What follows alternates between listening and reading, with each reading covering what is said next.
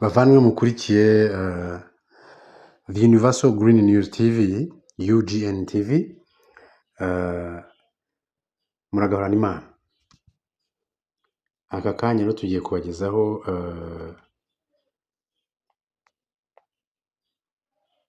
ikiganiro cyangwa ibitekerezo bya Perezida Ibrahim Traoré kimwe n'abandi baperezida ba Panafricaniste ku magambo y'ubwishongozi n'ibitutsi, amagambo arimo kwirengagiza ukuri yavuzwe na Emmanuel Macron, ayavuga kuri Afurika igihe yari ayoboye inama ngarukamwaka y'abamasaderi mu biro bye muri Elysée i Paris. Reka mbanze mbuvishe ho gatoya ibyo Emmanuel Macron yatangaje. Je dis ça parce que quand je lis une bonne partie de notre presse et beaucoup de commentaires, les gens en Afrique, elle est simplement lucide, elle se réorganise. Je dis ça parce que quand je lis une bonne partie de notre... Non, la France n'est pas en recul en Afrique. Elle est simplement lucide, elle se réorganise. Je dis ça parce que quand je... Hano arimo kubeshya cyane. Arimo aravuga ngo Ubufaransa ntabwo bwasubiye inyuma muri Afurika cyangwa ntabwo burimo kwirukanwa muri Afurika, ngo burimo kwisuganya bundi bushya.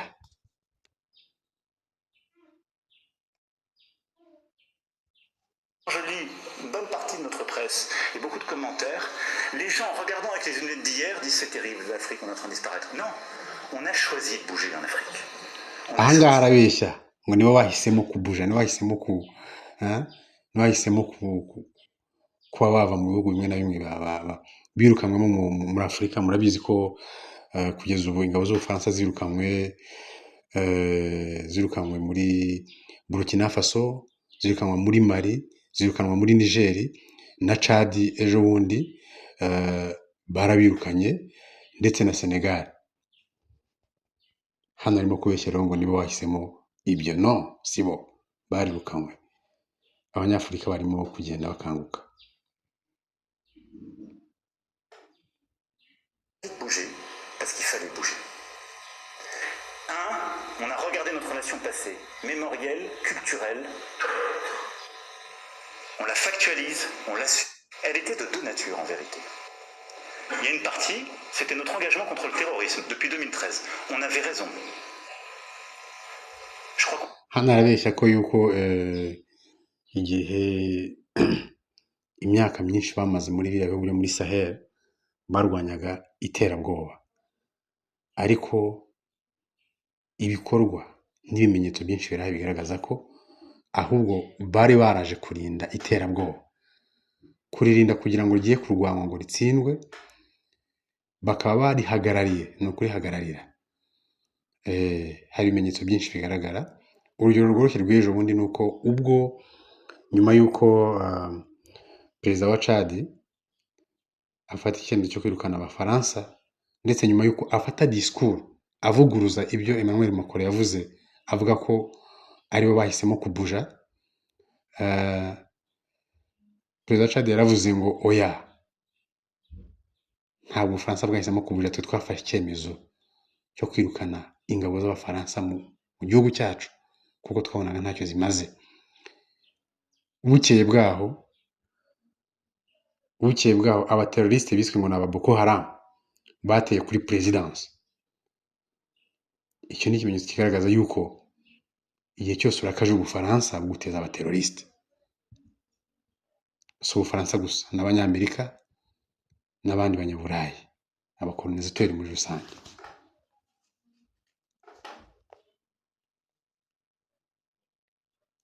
On a oublié de nous dire merci. C'est pas grave, ça viendra avec le temps. Arongeye ati bibagiwe kudushimira. Komeza wumve.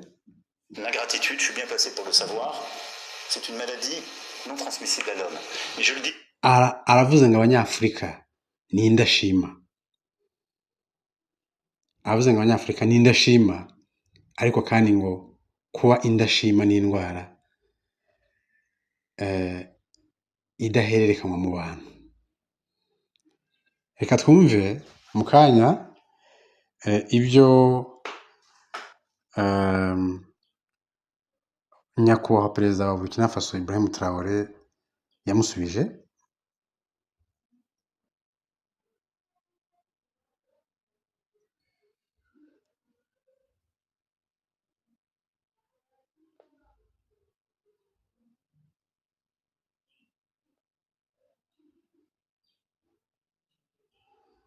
Ibrahim Traoré yaramusubije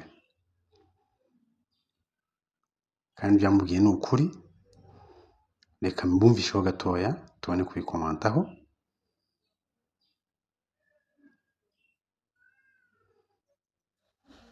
Quand je prends dernièrement les propos de Emmanuel Macron sur l'Afrique, eh bien, tout Africain conscient devrait donc comprendre très vite tout ce qu'il a pu nous dire et qu'est-ce que ça signifie. Ati iyo ngaruye ibyo cyangwa nshatse kuvuga ku byo Emmanuel Macron yavuze kuri Afurika, ntekereza ko umunyafurika wese akwiye gusobanukirwa n'icyo ashaka kuvuga. Le général Tiani a dit il n'y a pas longtemps le changement donc de tactique ou de stratégie des forces françaises en Afrique, et je pense qu'il est venu le confirmer. Il s'agit de dissoudre et de garder un dispositif socle. Et Emmanuel Macron l'a si bien dit qu'on ne peut que le remercier pour cette sincérité, même si certains ont voulu mettre la poudre aux yeux de leur population, mais la réalité finit par rattraper aussi. Ils ne partiront pas de certains pays. Ils ont juste dissous le dispositif. Vous ne les verrez plus dans des bases, mais dans les ambassades, ils seront là. Ils vont constituer des sociétés de sécurité pour sécuriser leurs sociétés qui existent dans ces pays-là. Mais les soldats seront là. Mais vous ne les verrez plus en tenue ou rassemblés dans des bases. Asobanuyeho Emmanuel Macron yavuze ngo barimo barimo kongera kwisuganya. Hano Ibrahim Traoré abisobanuye neza ko abafaransa bashaka kuvuga ko batazagenda mu bihugu bimwe na bimwe, batazabivamo. Urugero nk'aho perezida wa Cote d'Ivoire tuzi ko ari umukozi, ari umwambari w'Ubufaransa. Uriya ni umufaransa, donc ni umuzungu wambaye uruhu rwirabura, aho yatubeshye ngo nabo barenda kwirukana base française, kwirukana abafaransa mu gihugu cyabo. Yego bashobora kubikora mu buryo bwo kuryarya abanyafurika, ariko batabirukanye burundu. Nk'uko Ibrahim Traoré bivuze, aravuze ati ushobora kutazabona ingabo zabo ziri muri base zambaye uniforme, ariko zihari mu bundi buryo. Atukomeye tumutega amatwi.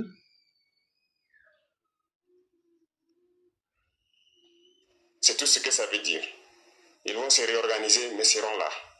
Il a parlé de politesse vis-à-vis de certains chefs d'État en leur donnant la primauté d'annoncer donc la rupture ou le départ des forces françaises. Ça nous importe peu, on peut dire, mais tout ce que nous savons, c'est que si vous voulez une rupture avec ces forces impérialistes, c'est simple, on dénonce les accords. Tout commence par là-bas. Et d'annoncer donc la rupture ou le départ, là seront là, mais vous ne les verrez plus en tenue ou rassemblés dans des bases. C'est tout ce que ça veut dire. Ils vont se réorganiser, mais seront là. Il a parlé de politesse vis-à-vis de certains chefs d'État en leur donnant la primauté d'annoncer donc la rupture ou le départ des forces françaises. Ça nous importe peu, on peut dire, mais tout ce que nous savons, c'est que si vous voulez une rupture avec ces forces impérialistes, c'est simple, on dénonce les accords. Tout commence par là-bas.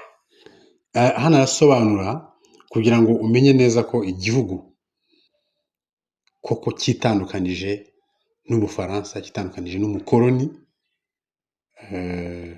cyitandukanije no kuba ingabo zacyo, ingabo z'abakoloni z'Ubufaransa n'ibindi bihugu by'abakoloni ziri mu bihugu bya Afurika, kugira ngo ubone ko kubirukana koko ari ibyanyabyo, atari uburyarya.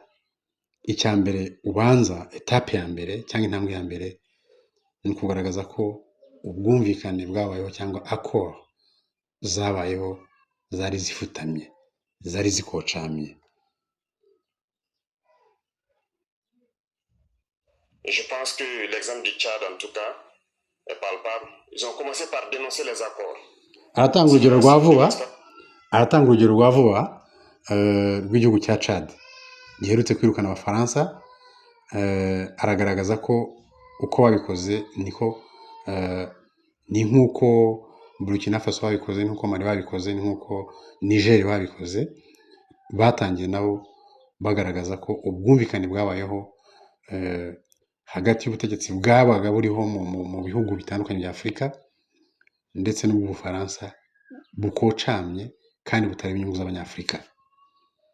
Ati rero no muri Chad barabikoze kandi babikoze neza. Babanje kugaragaza ko accord zabayeho zipfuye zitari zikwiriye. Les accords, juste dire que les bases quittent, on n'a rien fait. Parce que le problème se trouve dans les accords. Aragaragaza yuko kuvuga ngo gusa les bases militaires, abasirikare b'Ubufaransa bagende utabanje gukuraho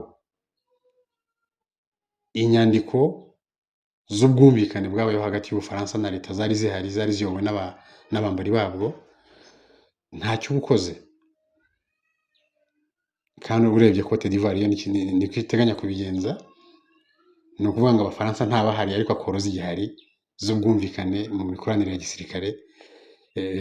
Nako nta mikoranire, ni ukumvikana uburyo gusa igisirikare cy'Ubufaransa kigabiza igihugu.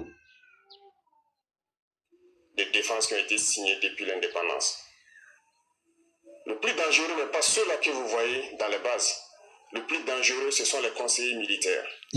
Aragira ati ibiteye ubwoba cyangwa ibikomeye ntabwo ari bariya basirikare ubona mu bigo. Bariya basirikare b'Abafaransa babaje bakagira base militaire, bakagira ibigo bya gisirikare mu bihugu bitandukanye bya Afurika. Ati igiteye ubwoba cyane nabo bita les conseillers militaires, n'abitwa ngo n'abajyanama ba gisirikare baba bakora muri za presidence no muri za etat major y'igisirikare cy'igihugu cyitwa ngo ni souverain, cyitwa ngo kirigenga. Ibyo igisirikare cy'igihugu gikora cyose biba byavuye mu bitekerezo byabo ba conseil militaire, abajyanama ba gisirikare bavuye mu Bufaransa, muri Amerika no mu bindi bihugu by'i Burayi. Bivuze ngo ibyo mukora byose by'igisirikare cyanyu gikora kiba kirimo kurengera inyungu z'ibihugu byabo baturutsemo, ntabwo ziba zirengera, ntabwo kiba kirengera inyungu z'igihugu cyanyu.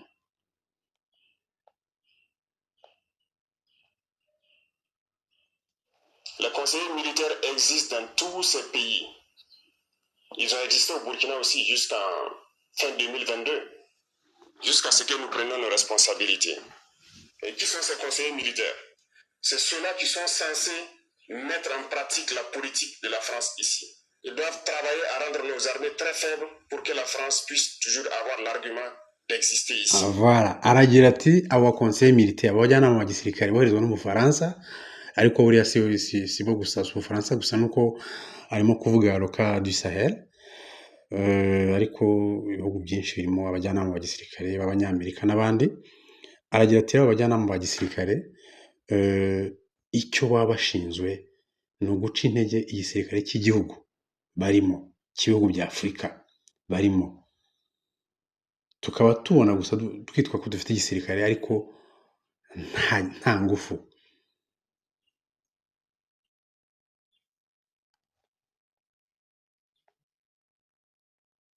Sous Blaise Compaoré, ils avaient réussi. Nos sentinelles prenaient donc la garde avec des bâtons. C'est ça que la France veut de nos armées. Aragira ati mu gihe cy'ikigwari ruharwa Blaise Compaoré, wa mu perezida wa Burkina Faso wivuganye wakoreshejwe n'Abafaransa akica Thomas Sankara, yayoboye imyaka 26, ariko bivugwa ko mu myaka 26 ibyo yakoze ni bito cyane, byabaye bito cyane kurusha ibyo Thomas Sankara yakoze mu myaka 4 gusa. Impamvu nta yindi nuko we atikoreshaga yabaga akoreshwa n'Ubufaransa akora mu nyungu z'Ubufaransa ndetse no mu nyungu z'ubukoloni. Ibrahim Traoré aragira ati rero mu gihe cye mu gihe cya Blaise Compaoré muri Burkina Faso byarashobotse abakonseye militaire abajyanama ba gisirikare b'Abafaransa bari bahari baciye intege burundu igisirikare cya Burkina Faso cyari kimeze nk'ikidahari.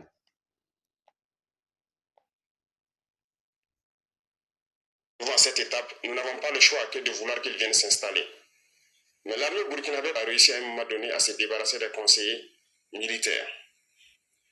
Malheureusement, je pense qu'en 2019, après l'opération Otapon, où ces Français ont vu que l'armée burkinabé a encore une capacité de réagir au terrorisme, ils ont appelé le chef d'état-major en France, ils l'ont instruit de reprendre les conseillers militaires dans toute la structure. Eh bien, hano aragira ati igisirikare cya Burkina Faso hari igihe cyageze babona ukuri batangira birukana abakonseye militaire, ariko muri 2019 Ubufaransa bwahamagaje abajenero bo muri etat major basubira mu Bufaransa babategeka kongera kugarura abakonseye militaire abajyanama ba gisirikare muri Burkina Faso. Ubwo icyo gihe hari muri igihugu cyari kiyobowe na n'uwasimbuye Blaise Compaoré ari we witwa Christian Kaboré. Abaturage birukanye Blaise Compaoré bashyiraho Christian Kaboré bazi ko wenda azahindura ibintu, ariko aje abanayifu nawe akora mu kwaha k'Ubufaransa, niyo mpamvu yemeye ko abakonseye militaire bagaruka. Bagarutse rero reka twumve ibyakurikiyeho, ariko ubundi bataraza igisirikare cya Burkina Faso bataragaruka, igisirikare cya Burkina Faso cyari gitangiye guhangana n'iterabwoba tuzi neza ko n'ubundi ririmo n'Ubufaransa n'Abanyamerika n'abandi. Il n'a pas accepté, mais au retour au pays, les politiques l'ont instruit d'accepter les conseillers militaires. Et c'est là que les conseillers militaires sont revenus dans l'armée burkinabé en 2019. Avec toutes les conséquences qu'on connaît, l'armée était en train de disparaître dans les années 2000. Aravuga ati muri 2019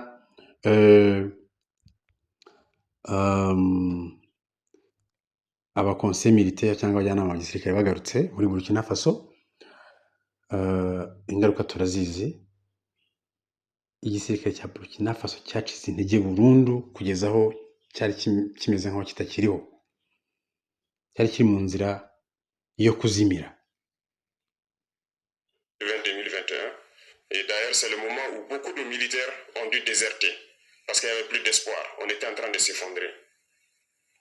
Voilà un peu comment ils travaillent à l'état-major général des armées, dans tous les états-majors d'armée, dans les écoles. C'est eux qui sont censés nous dicter la politique de notre armée. C'est eux qui nous disent combien recruter, quand recruter et qu'est-ce qu'il faut en faire.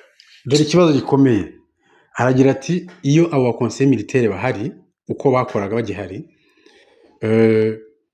nibo batanga amabwiriza muri za état-major.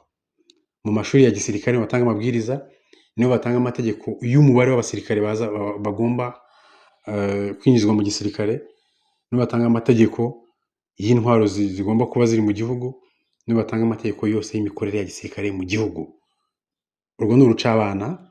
Umufaransa cyangwa umuzungu umukoloni ntabwo yatanga amabwiriza cyangwa amategeko yo gushyiraho ingamba zikomeza igisirikare cy'igihugu bakolonije. Ntibishoboka.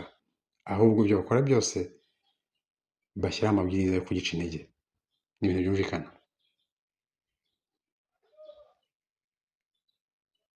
Ils sont dans les écoles pour nous dire comment il faut les former et ainsi de suite. Tant que ces conseillers militaires sont là, vous n'êtes pas indépendant. Votre armée aura juste l'apparence d'une armée qui sera là en train de faire des parades, du cirque. Mais lorsque viendra la guerre, vous vous rendrez compte que la parade, c'est une chose, mais la guerre, c'est une autre chose.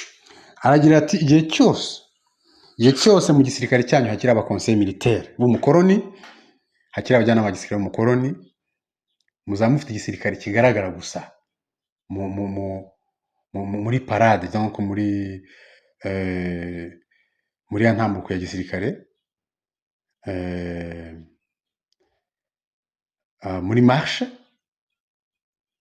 mu karasisi. Donc ni igisirikare kigaragara mu karasisi, ariko iyo intambara igeze muhita mubona yuko ba bantu bari bameze nk'ibipupe. Ni abantu batigeze batozwa urugamba, batazi kurwanya umwanzi. Uko niko abafaransa babashaka, kugira ngo muhore mukeneye Ubufaransa na intervention yabo, baze muzi ngo baje kubarwanirira, ariko baje kurinda abandi babarwanya, baje no gusahura. Rompre les accords, c'est la seule façon d'avoir une armée indépendante et se construire, être fort.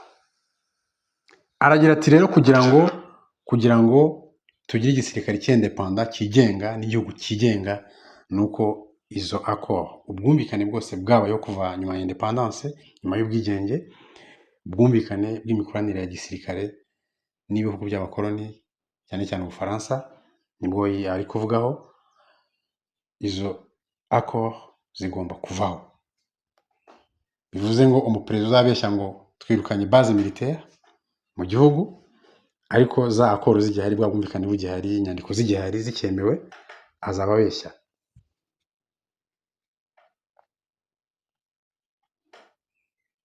Ne comprennent pas peut-être. Et même avec ces accords, la France choisit dans nos États des élèves officiers pour aller les former. C'est à travers ces mêmes accords. Mais en réalité, ces officiers qui partent se former pour la plupart, pour la France, ils viennent pour servir l'État français dans leur pays. Ils ne viennent pas pour servir nos pays.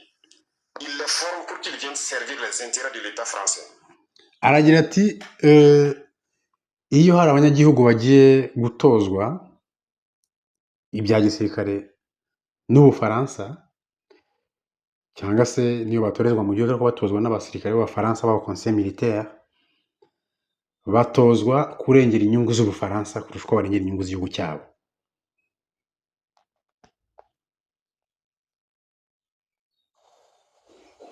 J'en veux pour preuve, lorsque nous nous sommes révoltés, beaucoup d'officiers au Burkina qui ont été formés en France ont été immédiatement contactés pour leur dire que c'est le moment de se mettre en action parce que vous avez été formés pour ça, pour servir les intérêts de la France. La plupart de ces officiers nous ont rendu compte, nous avons pris acte et nous continuons de suivre. Atanze urugero rw'uko igihe abasirikare barimo Ibrahim Traoré bakoraga revolution cyangwa bakoraga impinduramatwara bavanaho ubutegetsi bwa Blaise Compaoré ndetse n'ubwa Christian Kabore, bakoraga mu kwaha kw'Abafaransa. Atanze urugero y'uko abofisiye bo muri Burkina Faso batorejwe mu Bufaransa bahise bahaga amabwiriza yo kurwanya abo basirikare, izo ngabo z'igihugu zirimo gukora revolution cyangwa zirimo gukora impinduramatwara. Ariko aragira ati bamwe muri bo batubereye imfura, barabitubwira, hanyuma kurwanya abari biyemeje gukora n'Ubufaransa biroroha. Lorsque un officier formé en France arrive dans son pays et par malheur meurt soit par accident ou bien sur le champ de bataille, en France, il y a une nuit d'hommage aux morts dans l'armée, comme partout ailleurs. À la nuit d'hommage aux morts, on cite le nom de l'officier en question et on dit mort pour la France. Atanze urugero rw'ikintu kibabaje cyane. Iyo umusirikare, umwofisiye watorejwe mu Bufaransa ariko mu Burkina cyangwa umunyafurika aguye ku rugamba, Abafaransa bakora ijoro ry'ikiriyo bavuga ngo umusirikare wacu yaguye ku rugamba arimo guharanira ubusugire bw'igihugu cyacu cy'Ubufaransa. Yaguye ku rugamba muri Burkina Faso cyangwa mu kindi gihugu cya Afurika, ariko bo bagira ijoro ry'ikiriyo rivuga ngo umusirikare wacu yaguye ku rugamba aharanira ubusugire bw'Ubufaransa. Ni urucabana, ni ibintu byumvikana, nta nubwo babihisha. Il ne le forme pas pour servir son pays, il le forme pour servir leur État. Et dans beaucoup d'États africains, il y en a plein de ces officiers. Aragira Ils ati sont patriotes, Dieu le sait. C'est une leçon que aragira ati abantu nk'abo ngabo batorewe mu Bufaransa bagatorezwa guharanira inyungu z'Ubufaransa kurusha uko barengera inyungu z'igihugu cyabo bakomokamo. Ati mu bihugu bya Afurika barimo benshi bameze gutyo, batojwe n'Abafaransa cyangwa n'abandi bakoloni nk'Abanyamerika n'abandi. Ati muri bo ni bande wasanga ari abapatriote bakunda igihugu cyabo. Ati Imana niyibizi ko ntabahari.